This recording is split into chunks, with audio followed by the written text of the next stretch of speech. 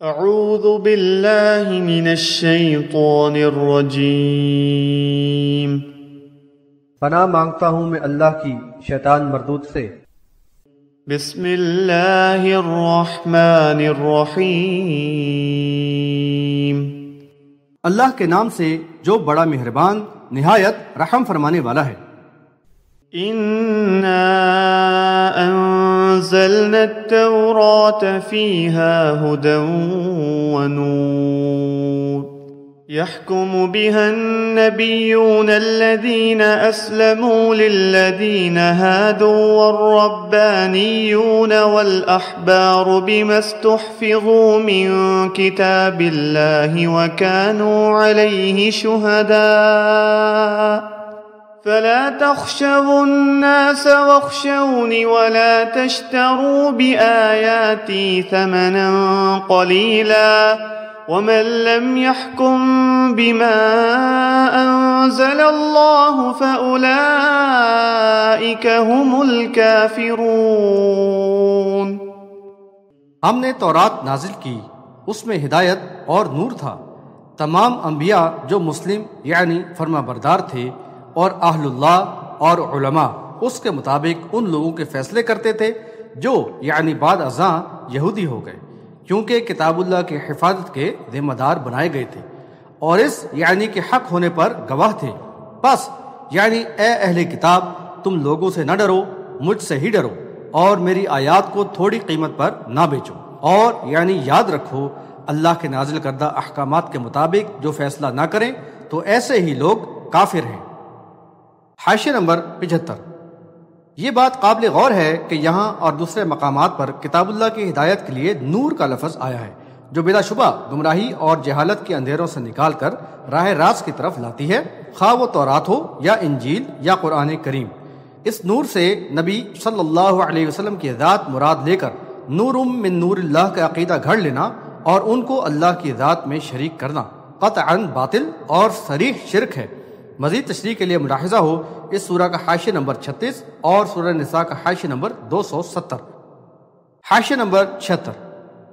اللہ کے بھیجے ہوئے تمام انبیاء علیہم السلام مسلم تھے، یعنی اللہ کے فرما بردار اور اطاعت گزار، اور ہر نبی نے اپنی امت کو دین اسلام کی دعوت دی اور ان پر ایمان لانے والے مسلم ہی کہلائے، لیکن بعد میں وہ لوگ گمراہی اور بگاڑ کے بعد مسلم نہ رہے بلکہ گروہ بندی کا شکار ہو گئے اور انہوں نے گروہی وابستگی کو اپنی پہچان بنا لیا۔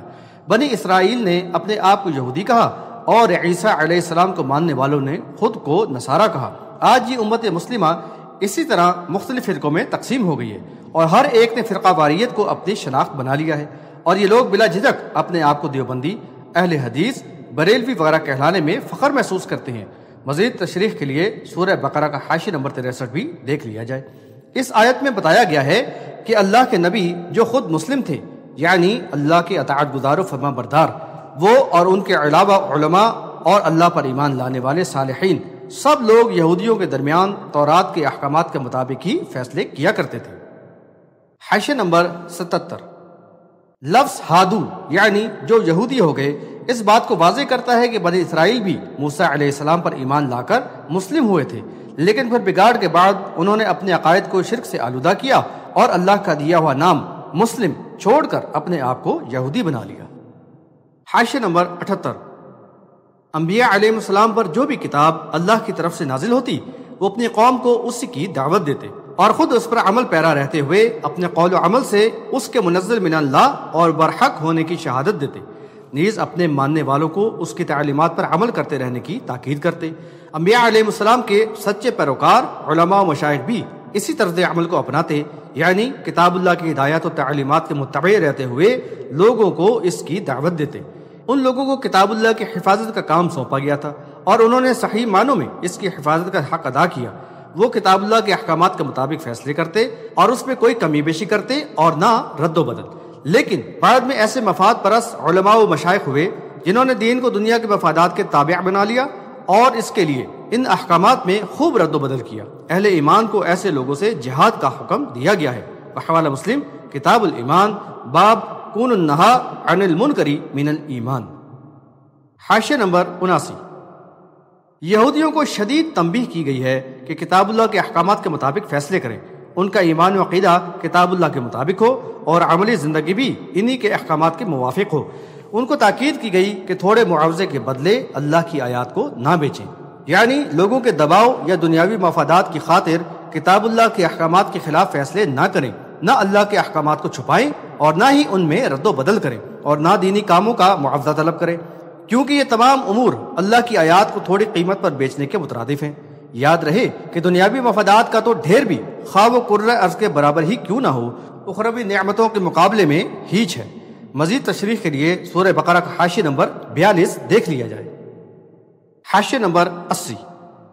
سخت تنبیہات کے بعد اب حتمی فیصلہ سنایا جا رہا ہے کہ جو اپنے معاملات کے فیصلے اللہ کے نازل شدہ احکامات کے مطابق نہ کریں تو ایسے سب لوگ بالیقین کافر ہیں۔ اللہ و رسول صلی اللہ علیہ وسلم اور نازل شدہ کتاب پر ایمان لانے کا تقاضا ہی یہ ہے کہ ان کے احکامات کی پوری طرح پیروی کی جائے۔ ایمان کا اقرار اس بات کا پابند کر دیتا ہے۔ ایمان لانے کے بعد بھی کتاب اللہ کے خلاف فیصلے کرنا کفر کے مترادف ہے۔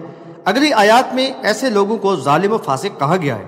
شریعت اسلامی ایک نعمت عظمیٰ ہے جو نہ صرف انسانی معاشرے کے لیے خیر و فلاح، عدل و انصاف اور لوگوں کی جان و مال اور عزت و آبرو کی حفاظت کی ضامن ہے، بلکہ اہل ایمان کے دین کی اساس ہے جس پر اخروی کامیابی کا دار و مدار ہے۔ اب جو ارباب اختیار خواہ صاحب اقتدار ہوں یا علماء و مشائخ کتاب اللہ کے احکامات کو نافذ نہ کریں، وہ کفر و شرک اور اجتماعی جرائم کی حوصلہ افزائی کرنے والے اللہ کے نافرمان اور بنی نوع انسان کے بدترین دشمن ہیں۔ یہودیوں کو خطاب کر کے ان کے سامنے ایک چیلنج رکھ دیا گیا ہے کہ ایمان کی تقاضے پورے کرو ورنہ اللہ کی نظر میں تم پکے کافر ہو، چاہے دنیا والوں کی نظر میں کیسے ہی عزت و مرتبے والے کیوں نہ ہو۔ کیا یہ آیات اس کلمہ کو امت کے علماء کے لیے چشم کشا نہیں، جو اپنے آپ کو انبیاء علیہ السلام کے وارث بھی کہتے ہیں اور دونوں ہاتھوں سے دنیا کے مفادات سمیٹنے میں سرگرم ہیں اور کتاب اللہ کے احکامات کی خلاف ورزیوں میں بڑے ہی بے باک ہیں؟ وَكَتَبْنَا عَلَيْهِمْ فِيهَا أَنَّ النَّفْسَ بِالنَّفْسِ وَالْعَيْنَ بِالْعَيْنِ وَالْأَنفَ بِالْأَنفِ وَالْأُذُنَ بِالْأُذُنِ وَالسِّنَّ بِالسِّنِّ وَالْجُرُوحَ قِصَاصٌ فَمَن تَصَدَّقَ بِهِ فَهُوَ كَفَّارَةٌ لَهُ وَمَن لَّمْ يَحْكُم بِمَا أَنزَلَ اللَّهُ فَأُولَٰئِكَ هُمُ الظَّالِمُونَ۔ اور اس میں ہم نے ان کے لیے یعنی یہ حکم لکھ دیا تھا کہ جان کے بدلے جان ہوگی، آنکھ کے بدلے آنکھ، ناک کے بدلے ناک، کان کے بدلے کان اور دانت کے بدلے دانت، اور زخموں کا بدلہ یعنی بھی برابر ہوگا۔ پھر جو اس یعنی بدلے کا معاف کر دے تو وہ اس یعنی مجروح کے لیے کفارہ ہوگا، اور جو اللہ کے نازل کردہ احکامات کے مطابق فیصلہ نہ کریں تو ایسے ہی لوگ ظالم ہیں۔ حاشیہ نمبر 81۔ اوپر بتایا گیا کہ اللہ تعالیٰ نے تورات نازل فرمائی ہے جس میں ہدایت اور رہنمائی کا مکمل سامان ہے، اور انبیاء علیہ السلام اور ان کے پیروکار یہودیوں کے معاملات کے فیصلے اسی کے مطابق کرتے رہے۔ اب تورات کے کچھ احکامات کا ذکر کرتے ہوئے فرمایا کہ اس میں لکھ دیا گیا تھا کہ جان کا بدلہ جان ہے، یعنی اگر کوئی کسی کو قتل کرے تو سزا میں اس کو قتل کیا جائے گا، کوئی کسی کی آنکھ پھوڑ دے تو بدلے میں اس کی آنکھ پھوڑی جائے، کوئی ناک کاٹ دے تو سزا میں اس کی ناک کاٹی جائے، اور کان کاٹ دے تو بدلے میں کان کاٹا جائے، یہاں تک کہ کسی کے جسم کے کسی حصے میں کوئی زخم لگایا گیا ہے تو بدلے میں اسی جگہ اتنا ہی شدید زخم لگایا جائے۔ تورات کا یہ قانون قصاص جو یہاں اس طرح بیان کیا گیا ہے کہ نہ تو اس کی کوئی تردید کی گئی اور نہ ہی کسی ترمیم کا ذکر کیا گیا، تو یہ بعین ہی اس شریعت میں بھی نافذ العمل رہا اور رسول صلی اللہ علیہ وسلم نے اس حکم پر عمل کیا۔ انس بن مالک رضی اللہ عنہ روایت کرتے ہیں کہ ایک یہودی نے ایک لڑکی کا سر 2 پتھروں کے درمیان کچل دیا۔ اس لڑکی سے پوچھا گیا کہ یہ کس نے کیا، فلاں نے یا فلاں نے، یہاں تک کہ اس یہودی کا نام لیا گیا تو اس نے سر کے اشارے سے اسبات میں سر ہلا دیا۔ وہ یہودی نبی صلی اللہ علیہ وسلم کے پاس لایا گیا تو اس نے اقرار جرم کر لیا اور اس کا سر پتھر سے کچلوا دیا گیا۔ بحوالہ بخاری کتاب الدیات باب سؤال القاتل حتی یقر والاقرار فی الحدود۔ یہ روایت بخاری کتاب الخصومات میں بھی لائے ہیں اور مسلم نے کتاب القسامہ میں بھی اسے الفاظ کے معمولی فرق سے روایت کیا ہے۔ قصاص کے دوسرے مذکورہ صدر احکامات کا بھی یہی معاملہ ہے چنانچہ رجم کا اس سے پہلے ذکر آ چکا ہے۔ البتہ دیت کی گنجائش پیدا کر کے اللہ تعالیٰ نے اس امت کے لیے قانون قصاص میں نرمی پیدا کر دی ہے، جیسا کہ عبداللہ بن عباس رضی اللہ عنہما کی روایت میں بیان کیا گیا ہے۔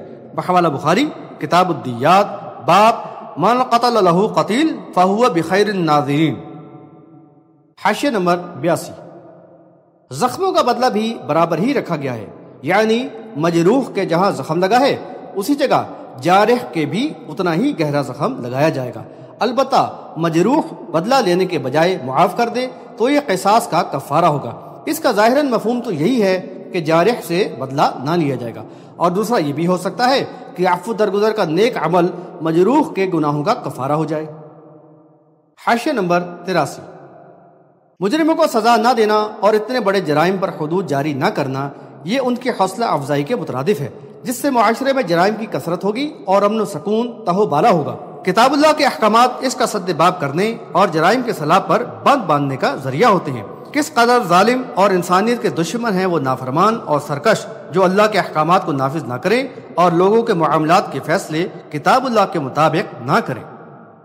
وقفينا على آثارهم بعيسى ابن مريم مصدقا لما بين يديه من التوراة وآتيناه الإنجيل فيه هدى ونور ومصدقا لما بين يديه من التوراة وهدى وموعظة للمتقين۔ اور ان کے پیچھے انہی کے نقوش راہ پر ہم نے عیسیٰ بن مریم کو بھیجا جو پہلے سے نازل شدہ کتاب تورات کی تصدیق کرنے والے تھے، اور ان کو ہم نے انجیل عطا کی، اس میں ہدایت و روشنی تھی، اور وہ تورات کی تصدیق کرتی تھی جو اس سے پہلے نازل ہوئی تھی، اور اس میں پرہیزگاروں کے لیے ہدایت و نصیحت تھی۔ حاشیہ نمبر 84۔ قرآن اس بات پر زور دیتا ہے کہ دنیا میں مبعوث ہونے والے انبیاء علیہ السلام میں سے کسی نے بھی اپنے سے پہلے نبی کی دعوت یا اس پر نازل شدہ کتاب کی تردید نہیں کی، بلکہ اس کی تائید و تصدیق کی۔ چنانچہ بنی اسرائیل میں مبعوث ہونے والے آخری نبی عیسیٰ علیہ السلام نے بھی پہلے انبیاء علیہ السلام کے نقوش راہ پر چلتے ہوئے موسیٰ علیہ السلام اور ان پر نازل ہونے والی کتاب تورات کی تصدیق کی۔ اللہ تعالیٰ نے ان پر انجیل نازل فرمائی جو تورات کی تصدیق کرنے والی تھی۔ یہ اس بات کی صریح و محکم دلیل تھی کہ عیسیٰ علیہ السلام اللہ کے سچے نبی ہیں۔ نیز انجیل کے نزول کے بعد تورات کے احکامات منسوخ ہو گئے اور تورات کی جگہ اب انجیل نافذ العمل ہو گئی۔ اس میں فکر آخرت رکھنے والے پرہیزگار لوگوں کے لیے ہدایت و نصیحت کی باتیں تھیں۔ اس میں ان شرعی احکامات کی بھی از سر نو وضاحت کر دی گئی تھی جن کو یہودی علماء نے چھپا دیا تھا یا تحریف کا نشانہ بنا دیا تھا۔ بنی اسرائیل کو تو چاہیے تھا کہ وہ برضا و رغبت عیسیٰ علیہ السلام پر ایمان لاتے اور ان کا ساتھ دیتے، لیکن ان کی اکثریت نے جھٹلایا اور ان کے علماء نے نہ صرف مخالفت کی بلکہ ان ظالم فریب کاروں نے ان کو قتل کر ڈالنے کی پوری کوشش کی، جس میں وہ ناکام رہے۔